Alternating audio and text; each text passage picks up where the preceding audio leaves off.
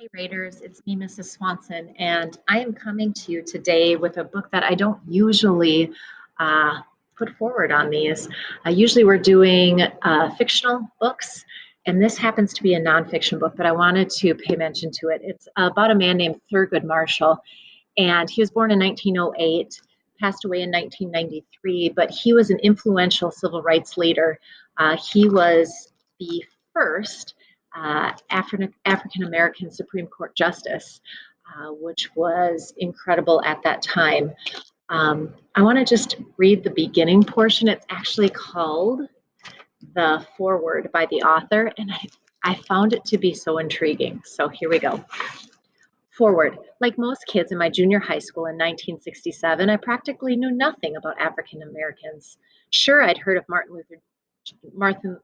Luther King Jr. and his fight for equal rights, but as a white seventh grader in a white California suburb, that fight seemed to have very little to do with me. The only African Americans I knew anything about were those professional athletes of my day: Willie Mays, Jim Brown, Muhammad Ali, Wilt Chamberlain, Arthur Ashe. To my sports-addled brain, these men were the most important African Americans in the nation.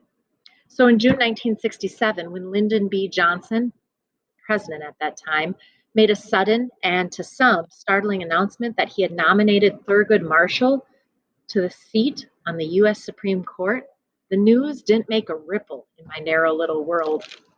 I didn't know who Thurgood Marshall was. I didn't know what the Supreme Court did. And I had no idea the fact that Marshall was Black made the president's nomination such a big deal.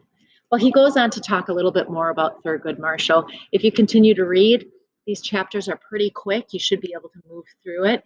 If I've got some history buffs out there and people who want to check out someone new, this is the book for you. Enjoy.